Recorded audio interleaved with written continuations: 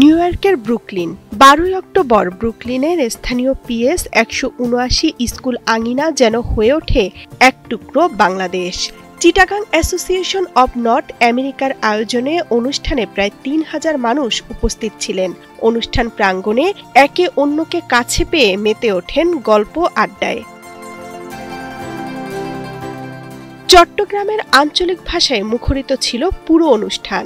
ছিল পুরুষ ও মহিলাদের জন্য আলাদা আলাদা ব্যবস্থা। Chittagong association of north America ইনকের সভাপতি মোহাম্মদ তাহের জানান, 45 বছর ধরে এই আয়োজন করে আসছেন। অনুষ্ঠানের মধ্যে ছিল ঈদে মিলাদুন্নবী উপলক্ষে দোয়া মাহফিল এবং চট্টগ্রামের ঐতিহ্যবাহী মেজবান। এখানে অনেক দূর দূরান্ত থেকে অনেক কানাটিকা পেনসিলভেনিয়া নিউ জার্সি থেকে কিন্তু আমাদের লোক এসেছে এবং লোকের লোকারণ্য হয়ে গেছে। সেই জন্য আমি আল্লাহর হাতে শুকরিয়া আদায় করি। জীবনের সব আয়োজন এখানে একসাথে।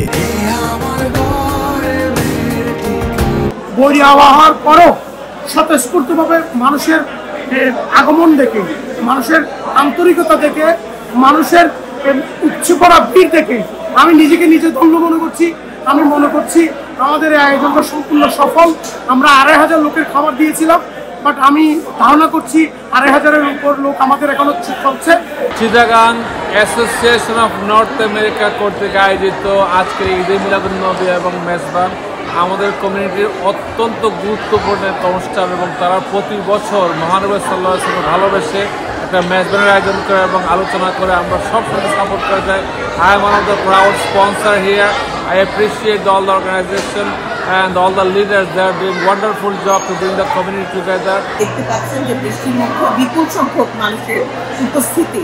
এটা আমাদের চট্টগ্রামের একটি ঐতিহ্যবাহী অনুষ্ঠান। আর এখানে আলাদা করে মহিলাদের জন্য ব্যবস্থা করা হয়েছে এবং অন্যান্য ধর্মাবলম্বীদের জন্য খাওয়া দাওয়ার ব্যবস্থা করা হয়েছে। অত্যন্ত সুন্দর আয়োজন, বৃষ্টির মধ্যে অনেক মানুষ এসেছে। ভবিষ্যতেও এ ধরনের আয়োজন করতে চান Chittagong association of north America ink.